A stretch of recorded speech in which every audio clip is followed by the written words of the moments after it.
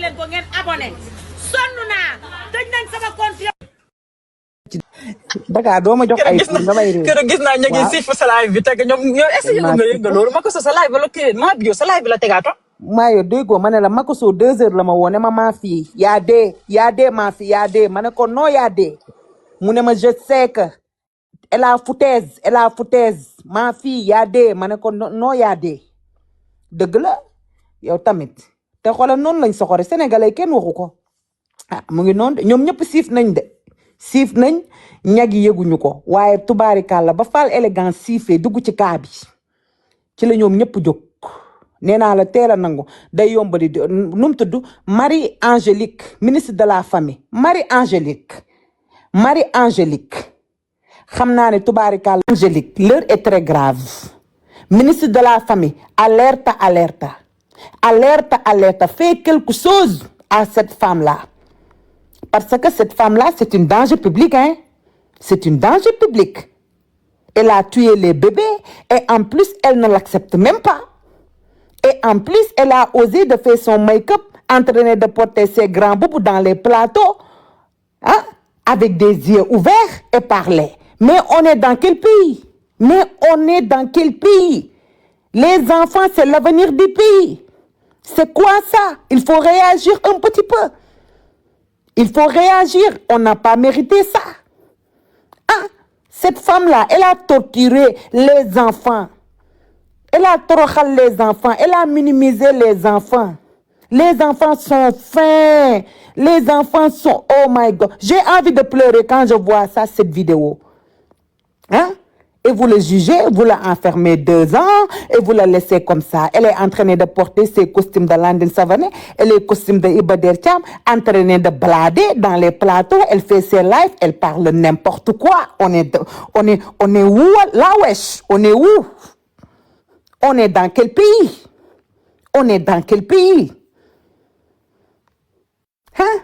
Pourquoi vous négligez les enfants? Vraiment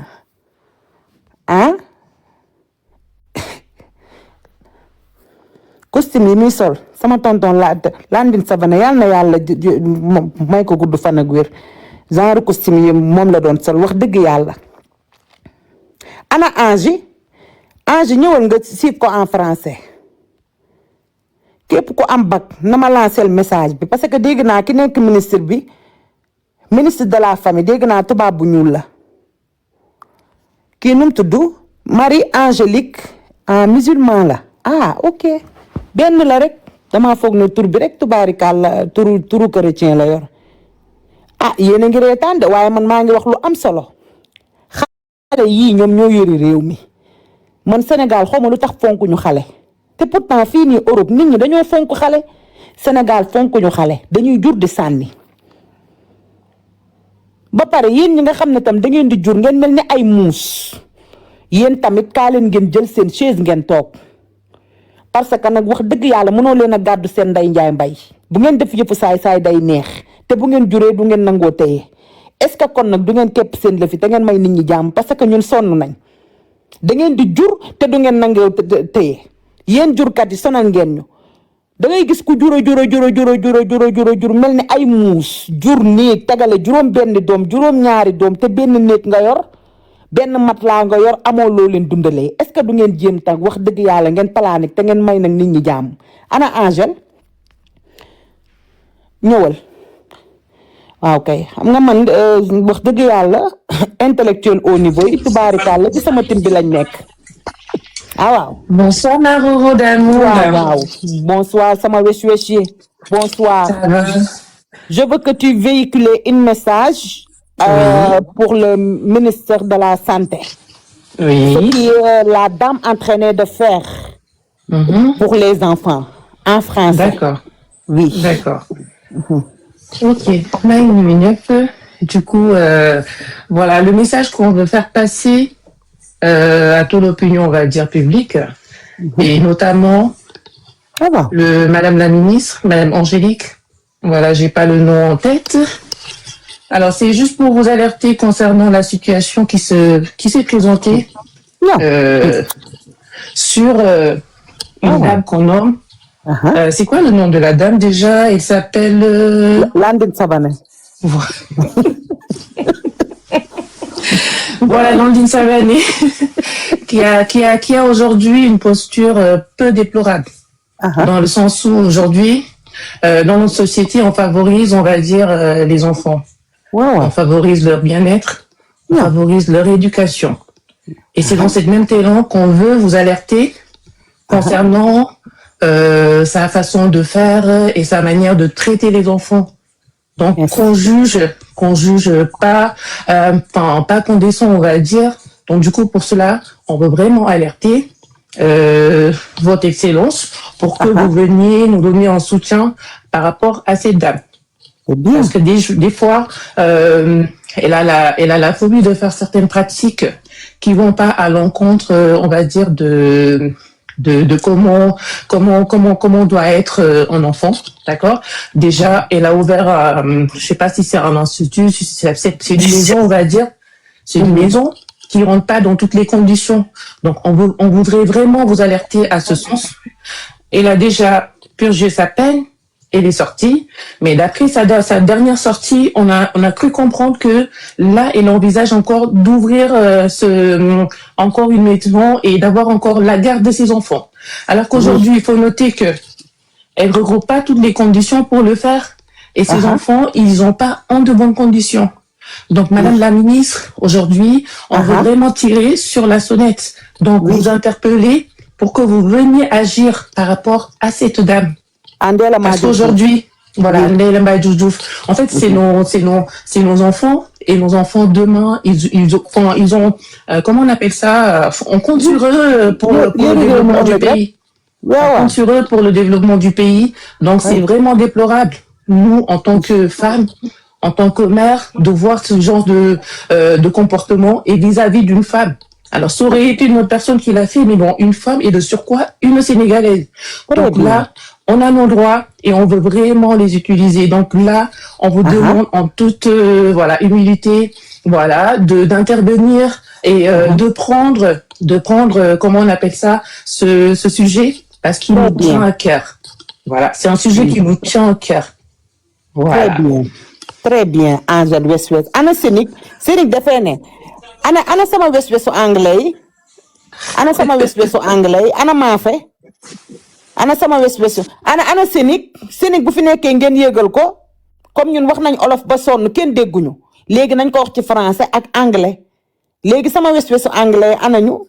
ana Sénig montu waaye daa mel ni Sénig ñëw fi da ana maafe dafa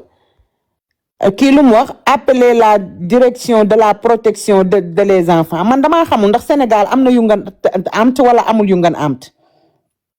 damay laaj ndax Sénégal am na yu ngan amt moo nekk comme ñi nga xam ne ñoom ñoo gérer affaire xale yi ndax Sénégal am na ko wala amu ko comme fii boo defee heure ñu nangu say doom maanaam ñi nangu xale yi nan lañ tudd Sénégal amuñu ñoo xam ne ñoom ñooy contrôler xale yi daal pour su fekkee mère irresponsable nu mu tudd l'assistante sociale. Donc, yow yaa mën a jël Sénig parce que moom privé la, s'il te plaît. ana Sini Sénig, fais ta demande, s'il te plaît. Sini mayel fleur ma lonk la Sini mayel fleur ma lonk la maye waate fleur wala nga commenté ana mu man waaw kay mu ngi mi xaama lonk ko D'accord. peut-être Sini waaw moom man mënuma koo de kii mënuma koo jël de privé la En fait, je pense que tu veux parler des assistantes sociales. gis naa ko oui waaw Sini ñëw na jël naa Sini. asalaamaaleykum sama wesi maaleykum salaam. nuyu naa leen ziar naa leen. delloo ziar bu wér Sini. merci Roxo ci occasion bu ñu jox pour ñu wax sujet bu am importance bu capital. Comme l'a si bien dit Angie, on va s'adresser directement avec Madame le ministre, Marie-Angélique Mame Selbé Diouf, qui est la ministre de la Famille, de l'Action sociale et de la Solidarité. On vous adresse un cri de cœur, avant tout en tant que femme, en tant que maman, en tant que sœur, en tant que fille, en tant que nièce. nous avons vécu au Sénégal une histoire d'horreur avec la personne de Ndella Madior Diouf, qui, on peut lui donner, est partie d'une bonne intention d'ouvrir un orphelinat pour les enfants abandonnés. Mais cette histoire qui pouvait être belle s'est transformée en une histoire d'horreur, tout simplement. Parce qu'on a découvert une usine de fabrication de bébés, une usine de maltraitance, de torture, de malnutrition, de dénutrition des enfants malades. On peut dire que le passé nous permet de rectifier nos erreurs pour ne pas les répéter dans le futur. Et ça, c'est ça qui nous intéresse aujourd'hui. On ne peut plus rien faire de ce qui s'est passé, mais on peut vraiment, on va dire, alerter et espérer que ça se reproduise jamais. Cette femme démontre aucun regret, aucun remords, aucune responsabilité sur ce qui s'est passé. Et on espère de tout cœur qu'elle n'aura jamais de permis pour pouvoir reproduire ce qu'elle a déjà fait. Hier, quand elle était dans le bijou dans l'émission de confrontation, elle a dit qu'elle a une licence de, on va dire, d'association communautaire. C'est ça qui lui a permis d'ouvrir cet orphelinat-là. Madame le ministre, on vous demande humblement de confisquer ce permis-là. Parce qu'elle veut se baser sur ça pour pouvoir réouvrir son orphelinat. Madame le ministre, un enfant, un bébé, c'est ce qu'il y a de plus sacré, de plus fragile qu'il y a sur Terre. Et les enfants sont l'avenir d'un pays. Les enfants sont l'espoir d'un pays. On se doit de les protéger. C'est notre seule mission. Parce que Dieu ne nous donne pas les enfants. Non, non, non. On peut dire même c'est un emprunt ou une offrande. Il y a des gens qui en veulent depuis des années qui n'ont pas pu en avoir. Il y en a qui en ont avec des circonstances vraiment déplorables. En tant que société, on se doit de les protéger. Au-delà des orphelinats, parce que oui, on veut alerter sur ça, mais je pense aussi qu'il est important de creuser plus loin. Étant donné que vous êtes le ministre de la Famille, de l'Action sociale et de la solidarité, parce qu'à travers les témoignages, on a vu qu'il y a des mamans qui ont donné leurs enfants à contre-cœur, sous prétexte qu'elles n'avaient pas les moyens, ou bien elles ne voulaient pas qu'elles soient stigmatisées par leur communauté parce qu'elles ont eu un enfant hors mariage. Je pense qu'il est temps de sensibiliser, de mettre des moyens en place, de permettre à toute femme qui a accouché de lui permettre de pouvoir vivre dignement avec son enfant. Peu importe comment il a eu son enfant. Waaw waaw ñaw. Et ça, c'est un droit pour la femme, mais aussi c'est un droit pour l'enfant. On va juste se rapporter un peu à l'UNICEF, c'est quoi un droit de l'enfant? L'enfant est protégé, il a les droits. Il a droit à un nom, il a droit à la reconnaissance, il a droit à être protégé et être éduqué. Et la loi sénégalaise présentement ne permet pas à une maman qui a eu un enfant hors mariage de faire reconnaître son enfant si le papa ne le veut pas. Et ça, c'est une injustice qui amène tous ces cas de figure-là. Et je pense que c'est une injustice, il est temps de les réparer. Parce qu'un enfant se fait à deux, donc la responsabilité devrait revenir et à la maman et au papa. Au-delà de ça, on voit que le ministère de la Famille et tous les autres ministères s'empressent de faire des dons à des orphelinats, à des associations caritatives. C'est très bien, c'est excellent. On veut que ça continue. Mais si vous pouviez, par exemple, faire des genres de bourses pour les nouvelles mamans, pour des trousses pour qu'elles puissent bien accueillir leurs enfants dans la dignité. Ça serait une des solutions qui permettrait peut-être à la maman de pouvoir garder son enfant dans la dignité. Donc, je vais m'arrêter là parce qu'il y a d'autres personnes qui veulent intervenir. Donc, encore une fois, on vous demande humblement, avec toute l'humilité qu'on a, de veiller à ce que cette histoire d'horreur ne se répète plus. À ce que cette femme se taise à jamais dans tout ce qui est histoire par rapport aux... En fait, c'est ça le problème. Il y a deux choses. Qu'elle ne puisse plus reproduire ce schéma-là et surtout qu'elle se taise parce qu'à chaque fois qu'elle ouvre sa bouche, elle fait mal à tous les mamans, elle fait pleurer toutes les femmes du monde. Donc, il faut qu'elle arrête. Il faut qu'elle arrête de parler. Il faut plus qu'on lui donne un micro. Il faut plus qu'elle ait un temps d'antenne. Parce qu'à chaque fois qu'elle a un temps d'antenne, à chaque fois qu'elle ouvre sa bouche, qu'elle parle, elle fait mal aux mamans. Hier, elle a fait pleurer tout le monde. Hier, chaque personne qui a regardé cette émission n'a pas pu dormir. Sa place est à l'hôpital psychiatrique.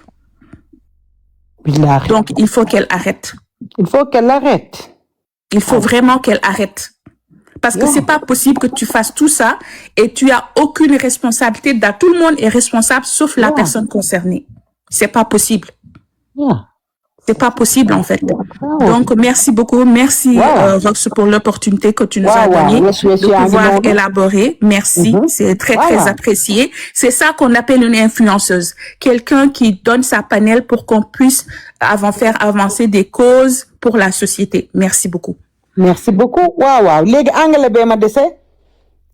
Assalamu alaikum. Sama tukulor bangi nonu. Ni mala misal minima sama waji. Misal minima roro.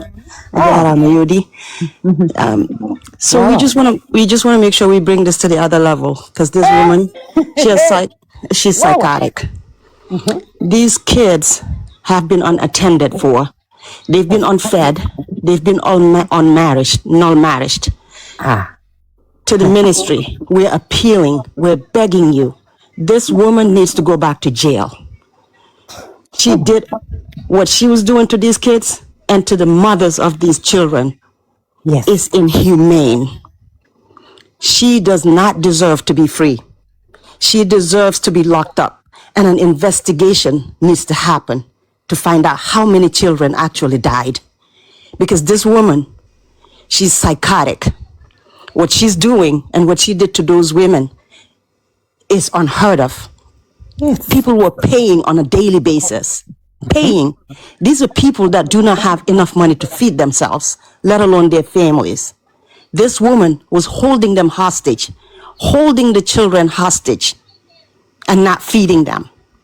Wow. Can you imagine? Can you just imagine as a mother, as a sister, what these children went through?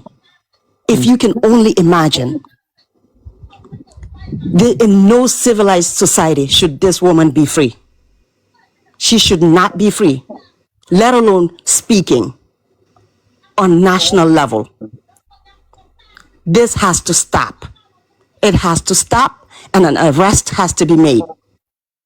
tonight. Merci beaucoup. Wow. Sama tukulor bi ñaw. C'est très bien. Defe naa ne message bi jàll na. Wax fa dëgg yàlla ak yonent bi. Wax nañ ko ci français, wax ko ci olof, wax ko ci anglais. Wax fa dëgg yàlla xanaa nag dinañu dégg. Kon sama tukulor bi. Lii daal tubaarikàlla mayu yàlla la. Waa man bu ngeen amul ay xale intellectuel. Man laa wax lan laa ci mën. Bu ngeen amul ay xale intellectuel allemand bi jaru ko parce que booy wax da ngay wax ak ñu dégg allemand. Dama dina international de dama ne la moom lañ fi soxla wax nañ ko fi mu toll nii c'est tout mu ngi noonu waaw kay di noonu ay joolaa ak séeréer ak yépp mu ngi noonu UNICEF ak UNESCO dégg nañ suñu message waa Nations Unies dégg nañ ko l'Organisation des Nations Unies dégg nañ ko man suñu importance mooy l'Organisation des Nations Unies nañ ko dégg te ñoom anglais la ñuy wax l'UNICEF français la ñuy wax te dégg nañ ko suñu message jàll na léegi nag bu ko defee maire bii fi bëgg a ubbiwaat orphelinat bi xanaa defe naa ni dinañ ci taxaw parce que trop c'est trop quand c'est trop c'est laid yaa ngi dégg ñaari làkk yi ñoo nekk làkk international bu surtout sax anglais bi moo gën a nekk international nga xamante ne ñi yor affaire organisation ñi nga xam ne ñooy dimbali guerre yeeg xale yeeg kii ñu ko parce que gis nga lii nii dañ cee war a wax bu ñu yuuxoo ba sonn ndeysaan dégg nga ñu ngi naan ma bravo Rox mu ngi nii de lii de laa wax laa leen mënal wax fa dëgg yàlla mu ngi noonu de maire bi il faut ngeen stoppé ko da ngeen koy wax ci français dee leen ko live di ko wax ci anglais bu ngeen ko déggul ngeen jël ñoo xam ne dinañ ko dégg ñu ñëw waxal leen ko ci français waxal leen ko ci anglais bu ko defee message bi jàll c'est tout. xanaa xamoo réew mi foofu la toll même Sénégal bu fekkee ñoom réagiruñu am na ñi nga xam ne ñoo yor droit des enfants ñoo nekk ci kaw ñoom ñooy ñuy lebal xaalis ñoo ñuy jox ñuy lekk ñoo ñuy jox ñuy naan ñoom ñoo fi indi doowu xale yi ñooñu buñ tëyee seen loxo Sénégal dañ koy yëg parce que ñun nii nga ñuy gisee nekkuñu dëkk boo xamante ne dañoo riche suñu président yi dañuy dem wayaani comme temps yee rek président bi ñëw na fi Allemagne fii tubaarikàlla ba reetaanloo Allemagne yëpp ba reetaanloo leen dégg naa ba mu ñëwee dana leen parce que votre caractère est très fort même au Sénégal quand tu as un fort caractère on te dit tu es pas allemand ya di reetaan te defe naa ne bi mu fiy jóge demu fa ak loxoy neen am na luñ ko joxaale mu yóbbu comme ñoom tubaab bi ñoom ñuy dimbale réew mi te xam naa ne xale yee tax ñu ñuy dimbali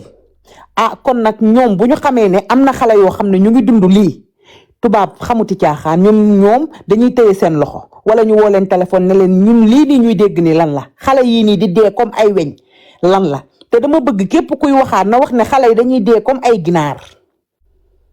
yaa ngi dégg ba pare mu leen di suul foofu ba pare vidéo xale yi na viral na dem UNICEF na dem l'ONU l'organisation des Nations Unies bu ko fi anaan dama bëgg vidéo yi mu dem l'ONU l'organisation des Nations Unies bu ko fi anaan na vidéo yi dem foofu wala bu Ban Ki-moon na vidéo yi dem UNICEF ngeen tage ko waa UNESCO ngeen tage ko waa UNICEF man bu ngeen ma joxee ma tage ko waa Yungan Amt tage ko waa Diakoni daal di koy tege chrétien yi ndax chrétien yi ñoom ñooy dimbali xale yi ci monde bi kay Rox je voudrais te parler en privé loo may wax privé mu ngi noonu defe naa ne li fi amoon solo lépp wax nañ ko comme tey damaa liggéey woon sonn lii mënul woon a ñàkk kii nee na problème mu bébé Binta bi waa Nicaragua yi dañoo siif bébé Binta lekk nga coow de waa Nicaragua yi nga xamante ni bu ñuy siif live nii ay laa xëy la déggoo ma ne la nii da xoolal bu toll nii bu fekkee dafa am ñoo xam ne dañ la rëkkal nii ay 5 live lañ lay taalandoo am na ku ne may waa Nicaragua yi siif nañ bërëde yi bàyyi leen mu sedd erreur email xale bi dafa juum waaye waxtaan bi bu mu neex ba ngeen fàtte ne lem fi mooy c'est le meilleur des meilleurs application bi wóor application bi nga xamante ne da nga yónnee sa xaalis sans frais mooy lem fi da nga koy télécharger léegi ma may la $20 ba pare lem fi léegi li ci gën a neex yow mi nekk Sénégal application bi lien bi soo ko buuxee keneen bu ci kooku yónnee plus de €100 wala $100 yow waa lem fi dañ lay may 5000 maanaam yow application bi yow boo ko amee danga koy partager sa xarit yi nekk Europe léegi ñoom buñ ko télécharger buñ ci yónnee xaalis yow mi nekk Sénégal yow lem fi dalay may 5000 xanaa loolu kay neex na toog fi nga toog rek di partage daal di am sa 5000 kon nag lem fi c'est le meilleur da ngay dugal sama code promo da ngay def Rox boo defee Rox ma may la $20 defe naa ne mu ngi noonu lii nii moom lañ fi indi woon pour wax taani da nga am looy siif sama doom ji tëmbal bi. yoo xam nga ne bu fi nekkee damay rus. taani ko rus taani dégg naa dugg nga dëkk bi dama doon nelaw. taani ma nee naa la tubaarikàlla la caravane passe man lépp dama koy gis dañ lay tooñ ba pare boo fayoo ñuy victimiser wu mais loolu amul benn solo man maa ngi ci sama yoon maa ngi nekk ci li ma nekk xam naa ne laay fi moom day tàkk fi mu toll nii faal niveau faal élégance mayew ma loxo fi mu toll nii ku bëgg a langaamu dangay cottal faal pour bëgg a langaamu léegi man pacte bi laay def toog jàpp sama ñaambur en tout cas daal alhamdulilahi rabbil alamin aw ma fi benn pensée bu sombre Rox soutenir bébé Binta déet joxe naa samay conseil nag sama bopp ma la gënal du bañ naa la chaque jour ñu toj fi sama coot ndey dangaa gis bébé Binta génn ba ne bàyyi leen rox wala soutenir damaa nekk njéeme dofu kenn wax de laa mën ak conseil waaye takkuma pour jël xeexu kenn ku am say day di woo ko lii ma ci def nii pare naa ci te dootuma ci wax pare naa ci rox ba woon ni na dangaa mës a gis man ñaata yoon lañ may cottal fii bébé Binta day def ay robum di wëndeelu danga ko mës a gis mu génn na leen bàyyi leen sama yaaji wala mu soutenir ma loolu de kenn ma ko fii defal ndeysaan maam Bousso daal xam naa ne bu ma amee sama anniversaire moo ca gaaw ak Kiné Ndiaye Rose xale boobu yëg na ma amee sama anniversaire ñëw na fii maam Ndiaye savon tamit noonu buñ may cottal ndeysaan da ngay gis bu taalee live sax dina ma mentionné pour sax daal lay waxaat maanaam di la wan naan la maa ngi sa ginnaaw di courage waaw kay man dafa am nit ñoo xam ne dawuñu ci man dara mais dafa am ni man boo dawul ci man dara man duma daw ci yow dara waaye nag waruma di jël xeexu jàmbur yi mel ni njéeme dof lu ñëw ci toile bi nii buñ ko sekkee de loin damay sànni sama message ma ca pare naa ci buñ ko sekkee nag nga nekk nag sama nit di ma soutenir yaa ngi dégg non yow waxuma man ay Fatou Bintou Lo non waxuma ñooñu de waxuma ñi nga xamante ne ñooñu ñoo bokk nekk fii am na ñoo xam ne duma leen lim sax comme ça danga wax rek ma wax la ci xale yi influenceuses yeeg yooyu noonu foofu noonu laa ñëwee est-ce que yaa ngi dégg ñëwuma ci waa parti côté TikTok bi parce que da ngeen di jël affaire yi ngeen koy jaxase waaw non limuma kenn mais en tout cas dafuma man ci toile bi laa nekk mais nag bu dara ñëwee dinaa ci wax sama wax sànni conseiller sama conseiller mais nag jëluma risque pour di taala kenn live di xeex mel ni njéeme dof li ma ci wax nii pare naa ci te dootuma ci waxati leen rek laa ci mujjee wax ngeen jéggal ko te xam ne erreur humaine dafa jum te xale la c'est tout kon bu ko defee sadaxalaawul azim ñu yendu ci jàmm. bye bye bisu cey cosaan nga am fit faux compte boo xam ne doo wax. merci ma chancelière d'amour. waaw sama Saint-Esprit bi kontaan naa. yow maa gën a kontaan toujours un plaisir. vraiment toujours un plaisir yow xam nga boo wootee dañuy dagg suñu yaram. ndeysaan billaahi leer na ma ne xam naa yaa ngi woon église. merci kontaan naa. bisous. waa bisous mu ngi noonu. ndeysaan nag cosaan nag damaa bëgg nag. ma ne ko ci tubaarikàlla Alaaji cosaan mu baax mi muuma yi doomu ndeyu Tarawale. waaw tubaarikàlla muuma rok si yaa ngi noonu muuma diva saali wi cosaan ak ñoom Tarawale ñoom ñooy muuma yi mu ngi noonu kon cosaan bu ko defee mën ngaa sànneeku doo bi sa micro nga wax boo ko defee torox de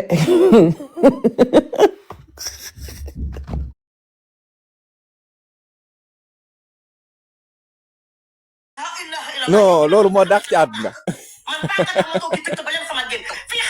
am sa jëw ak fecc bi laa ñëwee nag mu ci ko man ni taala bu wàññeeku nga wàcc fa ndugg ba nga ñëw yóbbu ma xale bi tey dañuy dem hôpital bi ñuy demee ndee bu mu ñëwee xale bi gisoo sax si vidéo bi solo ma ko yëre dama ko tarax laa yu noonu benn genre seen couverture yooyu rek dama ko wàcc taala ñëwee ma dem bi ñuy dem hôpital dafa man la njëkk a woo jëluma ko ba coupé ko def sama téléphone ma dab yi boobu nit ñaa ngi dem julli ji jumaa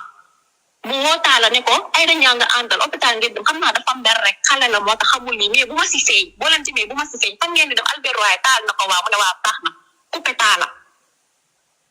Ndella moom moo leen wax ne leen bu ngeen demee Albert waaye bu ngeen wax ne pouponnière Ndella ngeen jóge bu leen wax ni pouponnière Ndella la bu ma si feeñ xale booy yóbbu urgence hôpital loolu la lay wax moom musul jël tànkam yóbbu xale hôpital kon benn yoon lay doon baal ma s'il te plaît xale bu ñu yóbbu hôpital ñun ñooy insisté wax ak moom te bu ñu daan dem hôpital duñ ne kër ndi parce que moom moo ñu wax duñ si feeñ xam nga lañ lañ naan wax ay suñu mag moo ko jur parce que boobu mënoo ñëw rek boole ko nag boobu dafa amoon influence dañu waxante dëgg sénégalais bu ñu naxante Ndella tey jii ñu bëri dem nañ boole ko mais xam nga fa la ñuy mujjee da ngay dem nga déposer plainte ñu waaye ba nga dem ñu woo Ndella ne ko am na ko si ñëw déposer plainte mu ne garaawul suuxal leen ma lool jeexal na wax ji Ndella pour ma boole ko ba ñu sauver xale yi dama doon jaral chaque jour may yeew di jaabante si hôpital dem si seen kii assistance sociale bi wax ak ñoom lii moo xale yi vidéo moo ko sauvé xale yi maa leen Ndella maa la boole man ay dañaa maa la boole maa la filmé duma nitu réseaux sociaux bëgguma si buzz bëgguma si daf te yàlla tax la moo tax mosoo dégg fenn ma toog di ko wax. kon du Nogay Kara yow du Nogay Kara nekku ci. non ça n'a rien à voir. C'était juste une petite déclenche pour que le plan marche en fonction parce que ñun man bi ma koy def xooluma si woon dina tëdd kaso bi non man dama def rek parce que nañu retiré xale yi si loxo ndee la parce que trop c'est trop xale yi c'était comme des poulaillers kër boobu ku dee sa yaay jura daa ko tuddee yow sa turandoo bi mu deewee dafa dee si xaaju guddi bi comme yi mu ko waxee moom barki alxuraan si ëllëg si guddi beneen femme enceinte juraat bi mu seen xale bu jigéen bu xees xaw a méngóog te turandoo mu ne voilà Bijou Ngoné numéro 2 ñëw na comme ça Bijou Ngoné xam turandoom dee na déggal loolu aar nag boobu doom yi dee noonu lay def day jël remplacer seen doom la wax Riri ma ne déggal aar nag boobu xale bi dee mu ne xaama remplacer ko beneen Bijou Ngoné bu bees waaw pour bu Bijou yëg ne bébé bi dee na bu boobaa Bijou dootu ko joxate xaalis xam nga doful de waaw mère bi dara jotu ko mu ci bakkanam yi mel ni ku lekk jëkkëram ki doomi xaram la waaye eggali mën nañ ci xam dara yow bi may ñëw foofu fa laa la fekk fekkoo ma fa dafa ñaaw léegi meew yi yéen naka ngeen doon def pour meew yi ak biberon yi mu wax ni carrément doonu leen ko stériliser wala doonu leen ko raxas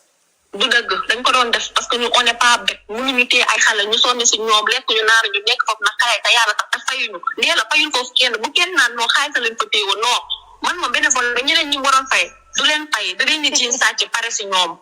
da leen di jiin sàcc débarrassé wu si ñoom Anta Sarr noonu la ko def naka jiin sàcc ay mbir bi ñàkk fay la ko jiin sàcc Anta Sarr nag ne ko man dooma jiin sàcc doomu gor laa tàngal foofu dem yoonam la renvoyé ndee la da daan jël nër si 3 bi suñ demee ne ko tata man maa daan laaj meew man la defoon comme genre si man maay kiiwu foofu maay defal foofu non merci man maa daan dem ne ko tata xale yi dañ daan ñëw dama dama ngeen ne ndee la meew jeex na xale yi xiif ni ma dem ne tata meew jeex na mu ne ma jox leen jëlal nër si 3 bi de zirik ko alxuraanu karim nër si 3 bi jël leen ko ngeen zirik ko bu fee yow tata am nga doom comme ça biberon 8 lay dem xam nga te bu 8 bu nekk par kudd par benn la ba mu mat 8 danaa noonu xam nga da ngeen def nër si 3 bi comme dafa foor si xale da ngeen di jël 8 bi ngeen def si ndox ngeen jël 4 meew wala ñaari kudd meew dañuy xaw a saf loolu ngeen jox ko xale yi léegi ñun dañ doon néega def loolu mais moom danaan mënoo leen ko yéen da ngeen a gentil da ngeen a am yërmande indi leen ma def ko léegi moom bu ñu ko joxee xale yi pour mu def ko moom day fàtte sax di def ko war a zip bii bonoon normal lay def 3 bi jox ko xale yi nag seen biir di daw bu déclenché seen biir bu dawee mu ne non xam naa jaare la rek garaawul di ngeen a ragal jël ndox xorom ak suukar jaxase ko si butéel di ko sol xale yi chaque instant ak kii ak zinc ci ndeera laa xamee garabu zinc ndax musuma am doom si zéro zinc ci ndeera laa ko xamee ak effrevgan chaque instant muy jël xale di ko jàmb di ko jox bu nekk mu tiira jox ko loolu si ndeera laa ko xamee nañ arrêté ndeela génn nga man sa procès xam nga la moo tax ñëw ma mu ne ndox suukar yow dama ci musu ku nekk am na droit de waaw mu ne xale yi bu ñu feebaree ndox lay jël la daan jàmbal li nga dégg suukar ak beneen bi xaaral ba delloo la ko bindaa tuuti waaw ndox xorom suukar ak efrega lay mélange ne sol leen ko xale yi sol ko xale yi barke yàlla bëgguma ree meew bi zirik leen ko kii doomar la kii criminel la kii raykatu nit la bébé buy doogu juddu noo koy mën a joxee meewu 3 ku am 3 mois wala ku am 6 mois ba pare ñaari dañ koy natt ba pare na ñaari kudd ngay def bébé bi def si ndox bu bëri mois ñaata semaine waaw def si ndox bu bëri comme ça mu am gu meew rek zirik ko noonu sol leen ay meew mais kii dëmm la lii nag mooy vrai rey kii moo rey xale yi kuus yi ñu daan indoo nag dégg naa bébé bu nekk benn kuus journée bi kuus yi dañ ko daan yendoo yow xalal yónnee nañ ma benn photo boo xam ne mënuma koo taf mais am na benn xale boo xam ne taat yi dafa booy xonk cucu bi changé couleur déggoo ma de cucu bi daa mujjee rose la def xale bu ñuul kuku am taat bu rose tellement que seen taat yi dafa dem ba changé couleur booy am ay picc yu ndaw xam naa sax da doon tëf mooy boo amee sax comme boo xoosuwee rek affaire bi ni muy méttiwee di naan tëf kii doomi xaram la yow amoo moyen yi nooy jëlee ay doomu jàmbur naan da nga leen di garder ci sa pouponnière boobu te am munoo leen dundal munoo leen defaral dara looy gérer wee loo xam ne antanoo ko nañu waxante dëgg nga mel ni comme si yoroo ay bakkan mel ni comme lii ay duñu ay nit quoi du ay nit lañ la jox te yow say doom dundaloo leen noonu nag booy wax bay tudd sa doomu puune boobu da ngay ñaf ndayam mel ni comme si lu baax la te yow sa cot nday fële tegal ñu eggale ne pare li ma ci metti mooy kii enquête am bi dañ ko paraxee comprendre nga kii buñ ko toppoon doom sis bébé yi mu ngi leen doon jaay kii leer na mën da doon trafic bébé yi parce que lii du jàmmam lii dafa rax seen biir bu dawee mu ne non xam naa jaare la rek garaawul bii di gën a ragal jël ndox xorom ak suukar jaxase ko ci butéel di ko son xale yi chaque instant ak kii ak zinc ci ndeena laa xamee garabu zinc ndax musuma am doom ci siro zinc ci ndeena laa ko xamee ak effrevgan chaque instant muy jël xale di ko jàmb di ko jox bu nekk mu tiira jox ko loolu ci ndeena laa ko xamee nañu arrêté ndeela génn nga man sa procès xam nga la moo tax ñëwuma témoigner contre yow dama je me suis dit ku nekk am na droit deuxième chance peut-être erreur la man def naa théâtre xale yi dañ na man ni am certitude na dootoo yorati xale sa àdduna rek garaaw sama yoon nekku si mais man bi ma la gisaatee nga génn am fit naan non damay ibbois optional ba dama tiit non mais qu'on se dise la vérité on n'est pas prêt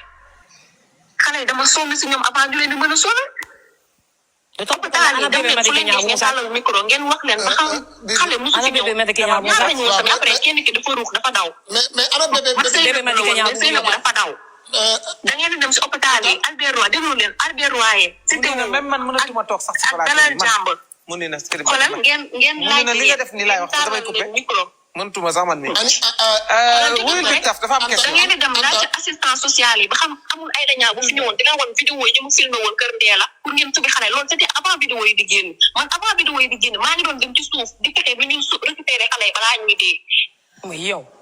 kër Ndeela bi ma fay génn jotuma ak Ndeela dara de dama ñëw tàgg ko tata maa ngi dem lii laa sikk ak moom tata maa ngi dem yaa ngi dem pourtant mënoon nga toog de xanaa ma diggee sa xarit bi dem voilà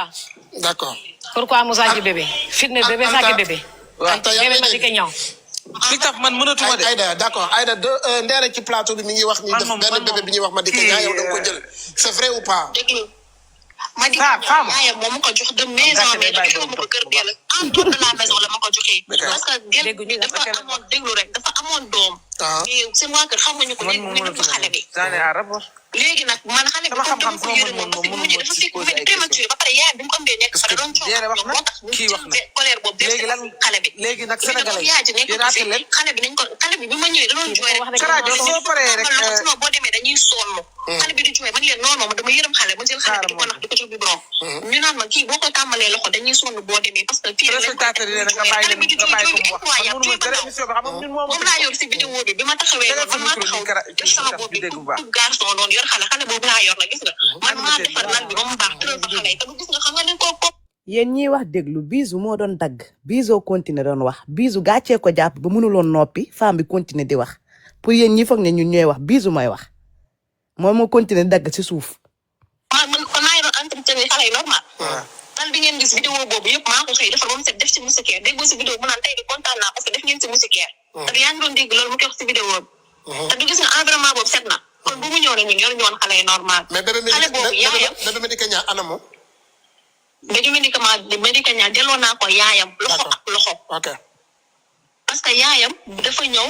am benn femme enceinte bu mu fa nekkaloon kooku ne ma yow day yaayam bis bu yéegee ni ngeen ko too doom ji dana kontaan parce que fii lañ ko bàyyi woon ak liñ si jotee woon ak ñoom ma ne ko mu ne ma maa ngi dégganteeg moom maa ngi ko koy wax sa moom naa ma dafa bëgg a xamanteeg yow ma ne ko naa xamanteeg moom kay billaay nag doomam bi mi ngi nii rek pourtant mën na ko ñëw récupéré si laa jëlee numéro yaay si laa non comme daf ko woo paas ma ko ne ko kii mooy toppatoo sa doom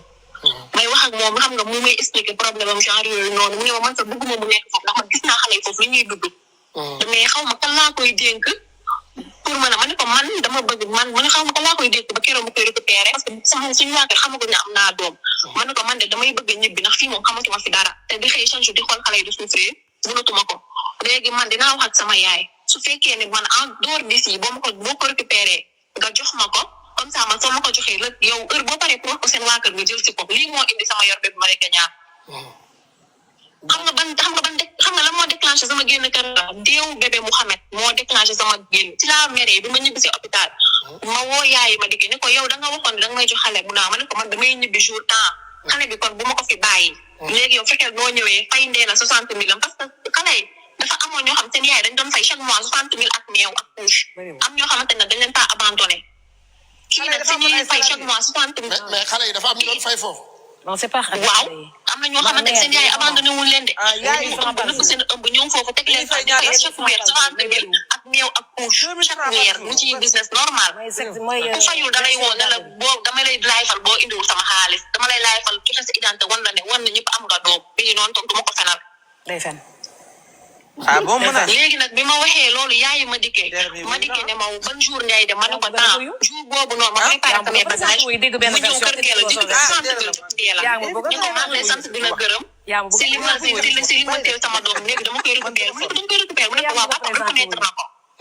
nax Ndella mu jël xale bi mu génn man tamit ma ñëw toog ma tàggu Ndella ma ne ko man de en tout cas maa ngi nii sama yaay ñëw na mu ne ma dafa ñëw mu ne ma mënoon nga toog xanaa li ma dikkee sa xarit dem moo tax nga wéet nii la ma ko waxee wallaahi ma ne ko non dina ma wéetal kay nii damay ñibbi sama yaay ñëw na damay ñibbi sama man après nag bu mu demee moom après dafa génn jël oto mu génn am fu mu dem man ma wàcce samay bagage yaay ma dikk tamit wàcc ak xale bi mu génn foofu muy laaj Ndella carnet xale bi Ndella di ko gololoo naan ko carnet bi dafa réer bi ñu génnee maak yaay ma dikk ñoo bokk oto bi ñu jël ba ñu àgg Grand Yoff fi ñuy jëlee oto yi dem Mbour si lañ maam moom ñoo àndaat ba sumoon ci sama yaay fu mu nekkoon yaayu ma dikkee bi may jox xale bi sama kanamu yaay la sama yaay naan ko heure boo soxlaa sa doom nga ñëw jël ko ñu dañu koy teel te yàlla tax mu naan man kay fu mu nekkoon daa wóoluwul na xale yi foofu dañuy dee rek moo tax ba jël si salaamaaleykum. lii moo indi sama génn kër Ndella lii moo maaleykum salaam. waaw soxna si na ngeen def. ça va noo def. ñoo ngi fay si la. maa ngi sant yàlla bu baax dafa am rek lu ma bëggoon wax lu ndaw dama bëgg a génn dama war a génn. daa ñëwaat. waaw man dama xam benn koo xamante ne moom victime kii la woon Madior kii Ndella mi benn xale bu jigéen bu am ay à peine ay 22 ans yooyu boo xamante ne elle s'est retrouvée dans la rue amul fenn fu mu dem ba pare si biir loolu d'après moom li mu expliqué man si benn daara bu ma doon fréquenté Patte d'Oie dama daan def su ngoon jotee ma dem foofu di foraatu jàng tuuti foofu laa ko gisee woon mais elle était tout le temps isolée ma ñëw su ba ko fay gis toujours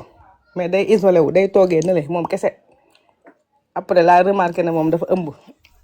ma ñëw ba si moom ma ne ko yow lan moo tax doo ñëw si nit ñi mu expliqué ma jooy wax ma grossesse bi ni mu ko jëlee wak bëgguma wax turam fii nu mu def ba jël ëmb beeg yëpp ma ne ko léegi yow lan moo tax mënoo dem si Ndella Madior Diouf rek mu mel ne ku tëb mu mel ne ku tiit ma ne ko Ndella man maa ngi koy seetaan il paraît que moom day jàppale comme ça genre da leen di jàppale dem fa mu ne man dem naa si Ndella mais bi ma fa demee daf ma ne fii ku fi nekk dangay fay 2500 par jour yéen a ngi may dégg. yow rek la ñuy déglu soxna si. nee na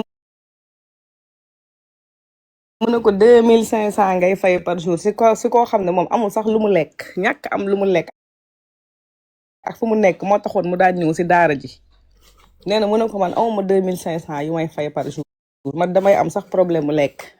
nee na mu ne ko soo amul 2500 par jour soo amee doom danga ko fiy bàyyi nga dem loolu mooy nekk fay bi doom bi nga ñuy fayee.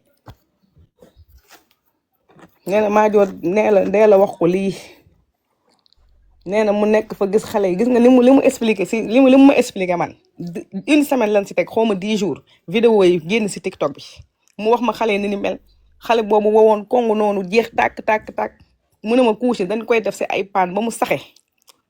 xale yi dañuy yor couche si seen taati ba couche bi wow si seen taati mu wax ma condition yi nekk foofu yëpp ba pare ne ma li gën a grave man si li ma xale bu jigéen boobu wax mu ne ma Ndella dafay jaay xale yi ay ñàkk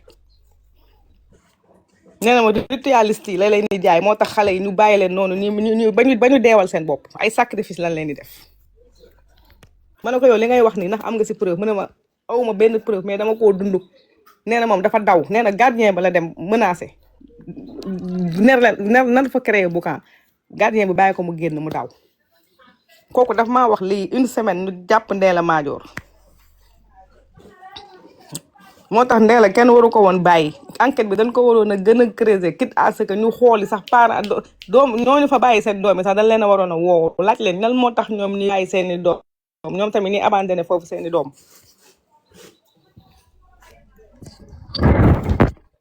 mais li ma xam. ba pare moom. nunu bii dem di woo bisu wala demoon police di wax li Ndella doon def loolu sénégalais yi dem gis ko ñëpp la war lan moo tax ñëpp dañoo dem gis liñ gis ba pare ne pata pataaral ba toog pare ba ne ñaata pat ba xale dee boobu waaw kay xale boobu dama nag yow lu la teree dem police mu ne ma man awma vidéo awma dara te soo demee police yow yaa siy des ndax man awma sax ku ma jàppale wax naa ba sonn demal police nga wax nga def lii boo ko waxee police dina ibbi enquête moo ne moom dafa ragal une semaine leen si teg ma gis vidéo yi si TikTok bi koro vidéo bi bi ma gisee vidéo yi dama ko enregistré xëy le lendemain ma dem si daara ja muy dugg rek ma ne ko kaay mu ñëw ma ne ko xoolal dafa taf gémmiñ gi yuuxu mu ne ma lii laa doon wax waaw léegi nag kooku ñu bàyyi ko mu génn bi mu njëkkee génn bi mu génn li ma gën a naqari dafa génn di xas sénégalais yi naan sénégalais dañ ko yéene kaso bi dañoo soxor dañoo bon mel ni moom li mu def moom dara safu ko si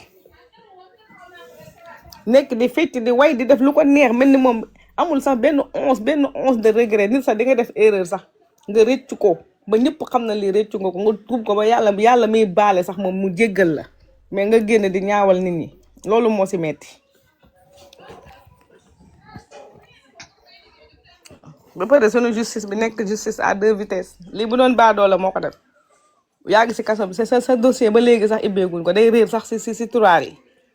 Sénégal nañ ñu dimbali xam ne fii ñëpp a yem la loi doit être impartial ñëpp la fi war a nekkal baadoola ak buur ak baadoola ñoo yem képp si loi ku fi def loo war a def ak koo munti doon dañ la war a teg si yoon man loolu laa amoon si li may wax ngeen jéggal ma si kàddu yi. merci.